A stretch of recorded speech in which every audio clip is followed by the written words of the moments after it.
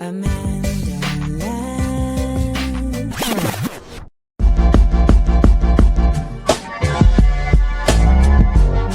We up.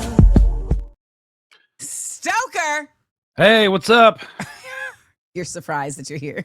No, I'm trying to. I did a pep talk in the mirror. I am not a morning person, but we're gonna try to make it happen. When you say you're not a morning person, how does it affect you? Well, your brain isn't like sharp, or you're just like, Yeah. I'm angry at the world. Yeah, well, mostly angry at the world. You were talking about Meta. I need to just not check it until like I've gone to the gym, Yes. chilled for a bit. Probably, be like, do not check or respond to anything until like 10 a.m. or something.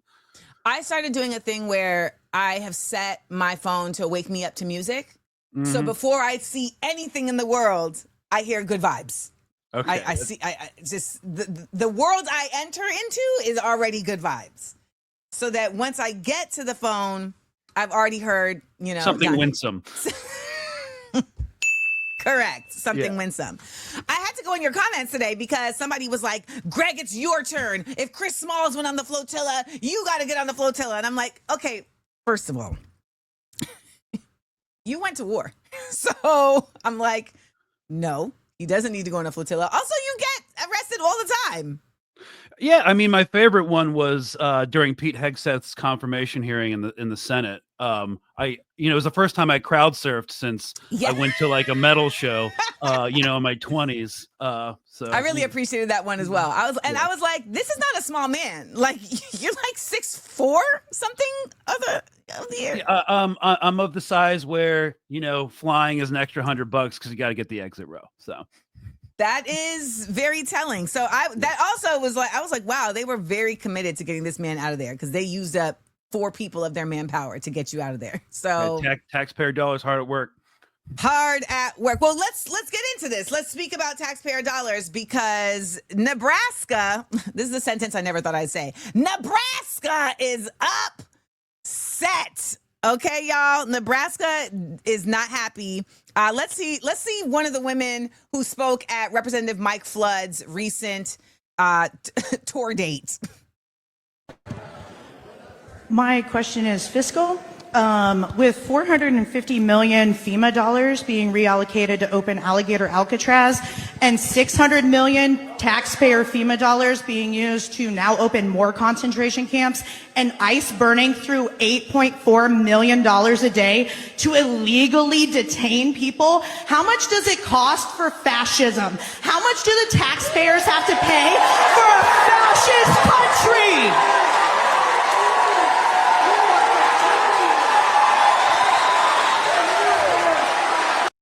She was pissed. Words that is a diatribe I'd never thought to hear come out of a state like Nebraska. Right? And wait, let me show you this shirt that someone had on because y'all, I was so impressed with this shirt that I need to figure out where it is so I can get it. Go fact yourself. Look at these old white people, the whites on the right are ready to fight. So what are your thoughts about this? Okay, well, I've been monitoring, because I'm on the Nazi platform, which we used to call Twitter. Now it's like you Central. Still stay there. They hacked me one time. Somebody hacked me. I just never went back. Well, I'm still on Twitter because it's how like a lot of journalists communicate and get in touch with each other. So it's a work thing. I work part-time for Mint Press News, and so I exist on Twitter. But it does get me it gives me some insight into the propaganda machine that is MAGA, like the MAGA core, like the Libs of TikTok account, and Gunther Eagleman, people that hopefully none of you guys know about because they're absolute POS. Yeah.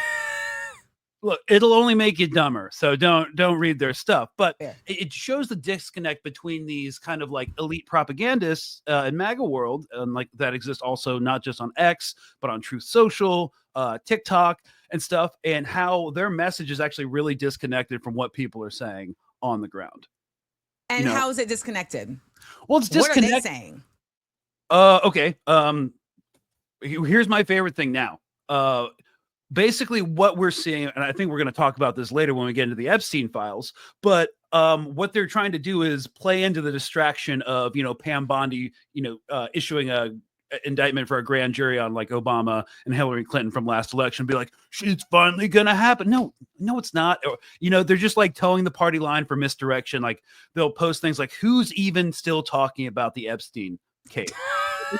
And you will see the most unhinged reframing, and it happens with all these accounts like instantaneously. It's like they send up the Nazi bat symbol, and they'll say like, the Democrats asking for the Epstein file, they're a bunch of perverts who just are obsessed with child porn. It's like, bro, what have you guys been talking about for the past 8 years? And so, there's a disconnect between the propaganda apparatus and the ecosystem that includes like Steve Bannon and people like that, and people on the ground, the people of Nebraska who are saying crazy things like free healthcare, which first of all, I want to push back on because it's not free. You pay taxes. Okay. It's fair, just, right? It's just not you're just not paying on top of your taxes. Right. And so, I think that there's a big push because I've been following like conservative circles for a long time. They're sick of the war in Ukraine. They're like, what the hell is NATO? Why do we need it? They, of course, don't have words like capitalism and imperialism and stuff, but they're like, why are we funding this? Same thing is happening over funding Gaza and Israel. Like the second they started bombing churches, or at least the second Fox News started reporting on it, like every grandmother was like, whoa. Yeah. You can kill kids, but bombing churches, let's not get out of hand. Yeah. So, all I would like to just bring up is there is a big disconnect. And, I think that town hall meeting was pretty indicative of what's happening in a grassroots movement across the country. Now, there will always be MAGA cultists who will toe the line no matter, he said it during his first election campaign, he could shoot someone in Midtown, right?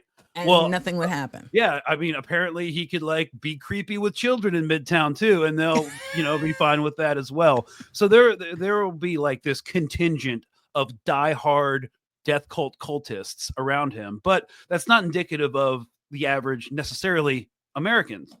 Well, listen to this, because I was so surprised to hear the chanting. Next slide talks about two big changes to the Medicaid program. Come on. One of those changes is that if you are able to work and you are able-bodied, you have to work. If you choose not to work, you do not get free health care. You do not get free health care. Okay. So here's a question. Do you think that people who are 28 years old that can work and refuse to work should get free health care? Okay, now These are the other important parts of the One Big Beautiful Bill. What are they saying? Tax Next the slide, please. rich. Tax the rich. Tax the rich. No taxes on overtime. Tax the rich. I was so surprised that these people were chanting "tax the rich." Where did you get that from? Is there going to be a class war?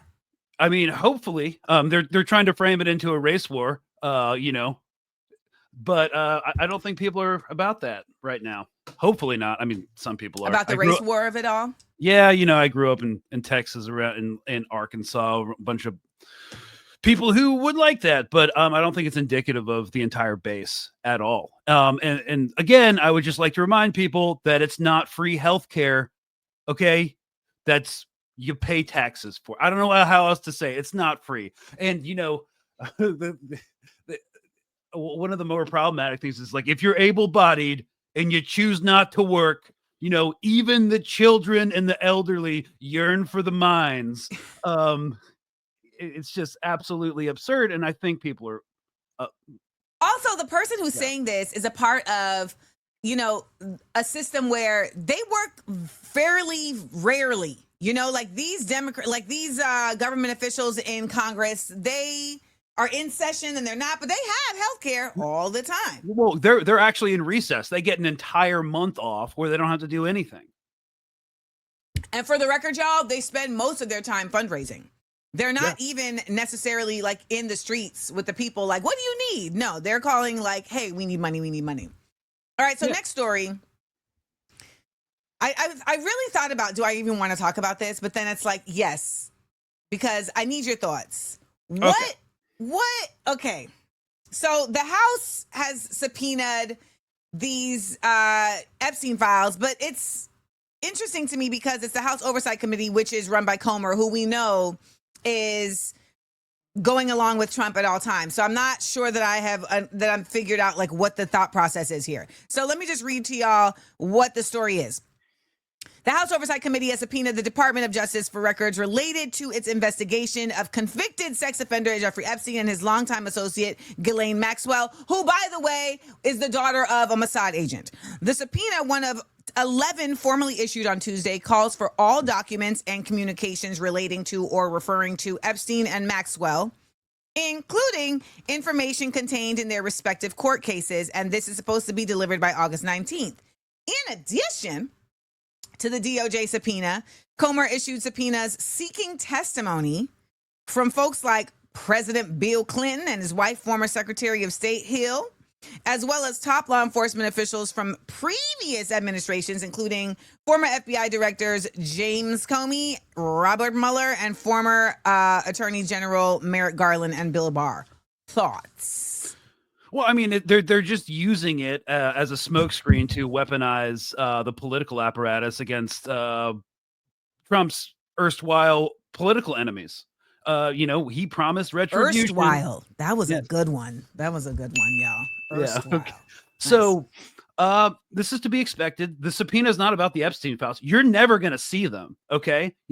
But of course, one of the big talking points that a lot of the QAnon base started, who basically were the first people on this, was like Bill Clinton. He's like one of the main perpetrators. And, you see a lot of discourse like Dems don't want didn't release the Epstein files under Biden because Bill Clinton was on it. And I'm just like, dude, I would light Bill Clinton on fire just to watch Pete Hegseth struggle through a morning sober. Okay. I'm not the one flying Bill Clinton flags on my truck with Bill Clinton hats and Bill Clinton Bibles. But no, so this is a complete weaponization of the Epstein files to draw attention away from it. And this is a multilateral information operations approach.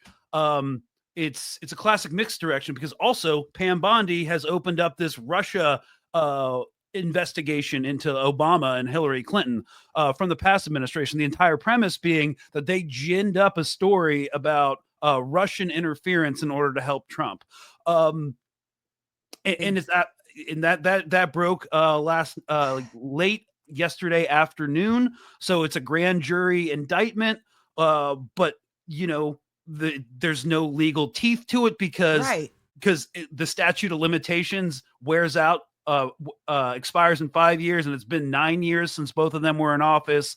So it's a political stunt that has no constitutional muster or legal teeth. And this is all just misdirection information operations. Because like Trump may be savvy in a sort of cult of personality way, but a lot of his people around him are kind of dumb, except the people associated with the Heritage Foundation, like Stephen Miller. No, they're actually really smart.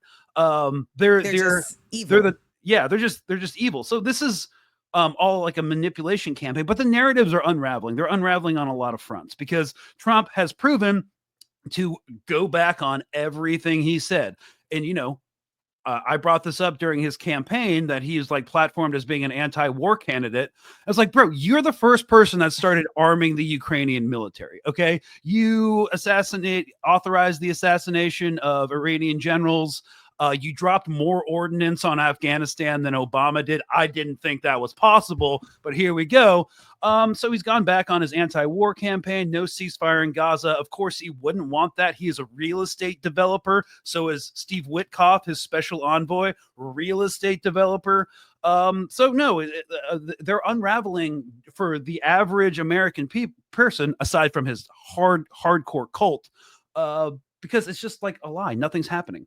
Like literally nothing's happening, except these smoke and mirrors misdirections. And also the bread and circuses. Did you see next year there's going to be a UFC fight on the White House lawn? That was a story that was floated as well. So idiocracy's here. The gold ballroom. Oh yes, we're trying to make this into Versailles because that's really what we need. I was reading I'm reading this book, Washington Bullets, by Vijay Prashad, and he talks about how when he basically talks about how there was actually an effort to undermine monarchy by the monarchy of Saudi Arabia, I believe. And then once it got to France, it was Louis the 14th who was the one who reinstated, like, actually, you know what? We're big on the monarchy. We're big on the monarchy. And then, as we know, Louis the 16th is when the guillotine came out. And so there have been efforts in the past to get out of this trend of Versailles type behavior. And it never ends well. And now here we go with these guys, like, you know what? Let's bring that back. I don't think this will end well. I just don't know when it will end. But I'm fascinated by seeing the amount of mental gymnastics that is done to try to convince Americans that this is okay. And I guess my question to you would be, why if they're actively doing the fascism, why do they care what Americans think? Well, they're starting to care less and less. They're not really even, in some cases, they're not really even trying to hide what they're doing. I think the Gaza Health Foundation, the American mercenaries on the ground in Gaza just go to show just how much they don't care. So the entire foundation is run by Johnny Moore. He's an uber rich Christian evangelical thought leader who was Trump's spiritual advisor and led prayer circles in the White House. And now he's a evangelical Zionist in charge of aid distribution, which means, erase the Palestinians. Yes. Get all the Jews back there so we can have the rapture. Jesus return. Yeah. Because, when you don't read the Bible. Anyways, so, they blatantly only hired special ops guys. I was just talking to Anthony Aguilar last night on Katie Halper's show. And we were talking about the recruiting process, and these are public records. They're not even trying to hide what they're doing. And I was in Ranger Regiment. He was a former Green Beret. No, neither one of us in the special operations community has experience with aid distribution or running a checkpoint. That's not really what you do in that community. And they're also, unmasking with ICE, the expansion of the insane police state. So yes, some of these weak ass narratives, I don't know if I can curse on your show, sorry, they're still trying for it. But, it was as the activists like Frank Zappa said, in the end, when the illusion becomes too expensive to maintain, they'll just take down the curtains, remove the furniture, and then you have, the state fascism. So they're going to abandon all of this and just be like, you don't like it? Well, here's an ICE tactical squad laying up. Yeah. Because I saw you post this and I had to put my phone down and walk away. I literally was like, God dang it, Stoker. This was a lot.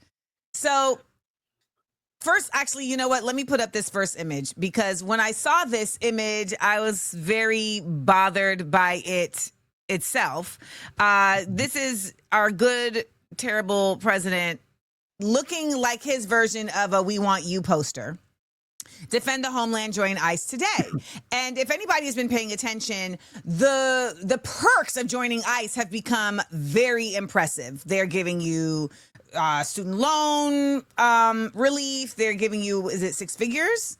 6 figures. Also, the DHS posted yesterday that they're like, join now, inquire, up to $50,000 enlistment bonuses. So that's actually more than the enlistment bonuses for many members enlisting in the military. So what they're going to get, not just loan forgiveness, but they're going to start getting military benefits, because they are building a military for the homeland that, they don't need to declare martial law for. Okay, so you posted this. You said the engine of our dying empire requires another forever war, and we no longer possess the power projection to do it abroad. So like in Iran. Right. So it will be waged in the homeland. Now it's a race to see if the material conditions degrade enough for a popular revolution before the techno-feudalists integrate massed drone warfare into your local police department. Every paragraph of this, including the one sentence, could be an entire New Yorker 15-page article because there's a lot for people to unpack here. But I would like for you to just, on a basic level, tell me, when you're saying that you feel they're building an army that doesn't require martial law, why wouldn't it require martial law, and how is that going to be utilized in your mind? Well, there are certain laws and federal regulations regarding how you deploy the National Guard, who would, especially active duty as well.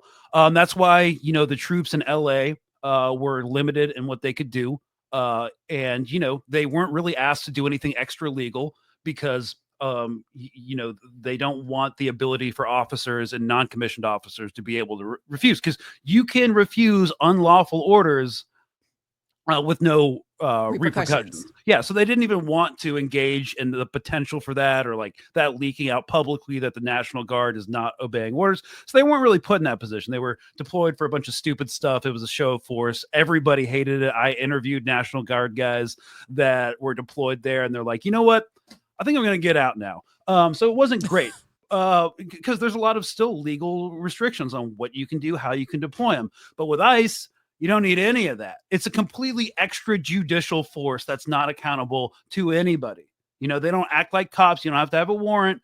There's no train of evidence, where people are taken, where they are sent. It's starting with the quote unquote migrants right now, or the undocumented illegals. But, we can see where this is going. And just for ish and giggles, who created ICE? Oh, yeah. It's Obama, right? I'm pretty sure. Like he at least expanded it. Yeah. Yeah. Yeah.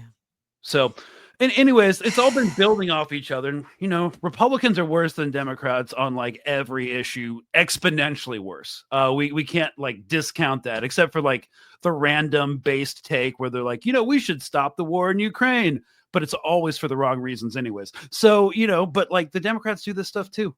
They've all laid the groundwork for this to finally happen. And when I say like, when I mention the techno-feudalists, I mean like Peter Thiel, Alex Karp. Everybody knows that they're integrating Palantir, which has been super controversial in places like New Orleans with their predictive police algorithms, which basically just target like lower income, generally black neighborhoods and stuff with. And so basically what a predictive police algorithm is it uses a bunch of factors driven by AI to allocate police assets into a place where before a crime or when a crime is actually happening. So it's what we call in military circles. Are we in Minority Report? I mean, if they could prosecute thought crime, they would. But that's what the anti-Semitism bill is actually kind of like the precursor to. But no, it's a force multiplier. Okay, so what that means in military terms, a force multiplier is like something that gives you the presence of having more soldiers without actually having more soldiers or more police. So mobility is a force multiplier. So like if you are mobile and quick enough to perform like 3 operations in a night instead of 2, that gives you a bigger ground presence. So it's a force multiplier. So got it. Like when revolutions happen, what do we know? There's never enough soldiers and there's never enough cops. So this national database system is a force multiplier for police and military assets. Got it. And, when I talk about mass drone warfare, one of the reasons everyone needs to care about the war in Ukraine, because it's not just, a geopolitical war, it's an open air weapons test. So when I was still in the military, there was a lot of anxiety about how drone warfare would look. And nobody wanted to learn it using U.S. troops. That was, baked into the upper echelons of Pentagon command. So what the war in Ukraine is, and this is why everyone's looking at it, and one of the reasons it keeps going is because we are learning how to wage drone warfare. And as we know, everything we do overseas in terms of like violence or repression, in terms of tech or military equipment, always is almost immediately used in our own law enforcement apparatus. Alex Karp, like Palantir, Thales, Anduril, all these, techno-feudalist nerd names that they brought out in Lord of the Rings, even though Tolkien would have hated each and every one of them. That's what they're doing. It's an open air weapons test, and that's why they're integrating mass drone warfare, Palantir quote unquote hive mind technology into local law enforcement. Happy Wednesday. I'm like, how does anyone? Because I guess what I'm in my mind, I'm just like, that's like the end of the world. Hey, but that's capitalism for you. The world might end. We might be killed by Terminators, but hey, at least we had some great companies and, expanded shareholder profits. We fulfilled our fiduciary responsibility to boil the seas. Let's go. I want to correct myself, y'all. I was wrong. It was not Obama that created ICE. It was Bush, but he fine-tuned it. That was the implication with Obama. He fine-tuned ICE. So my last question for you is really just a question for you. In the midst of this, like, where's your head at in like existing? I mean, not great, and I don't think like anyone's having a particularly good time right now. I have some dysfunctional ways of dealing with it. I just generally go to like punk and metal shows every time they're in town, even if it's a work night, and just how am I dealing with it? I don't know. I am ask myself incapable. Sometimes I'm like, okay, what, like, because people who have kids are like, I'm just trying to, they put their energy into like, I'm just taking care of the kids, and I have cats, so yeah, we've got 3.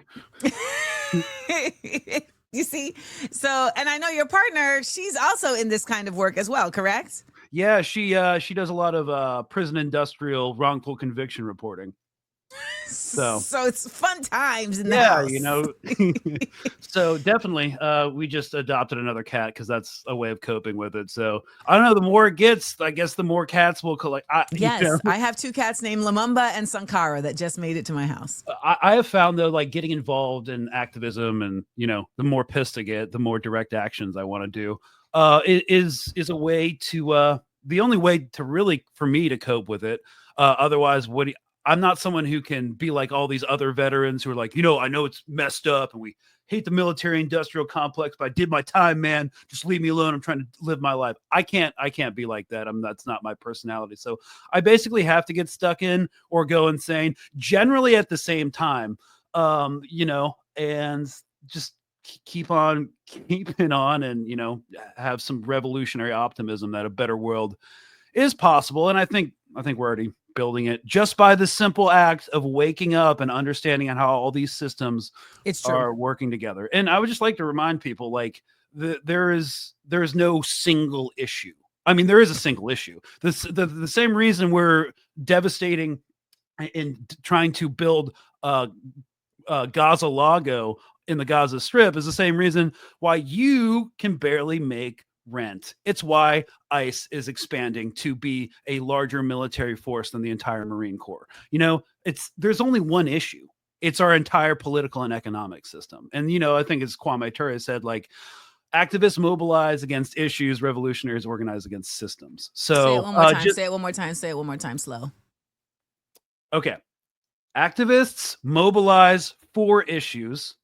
Revolutionaries organize against systems. So when Harris was on the campaign trail and we were criticizing her policies, people were like, sorry, I can't afford to be a single issue voter. And I'm like, MFer, there is only one issue. It's all the same issue. I mean, I could write an entire dissertation connecting all these different issues, including it's at the root. Yeah. So I would just like to remind people of that. If people call you a single issue voter, be like, good. And let me tell you why that's a good thing. Well, Well, thank you so much for being not a morning person. I feel like you really showed up. Yeah, it's this non-Starbucks because it's cold brew that we got going on.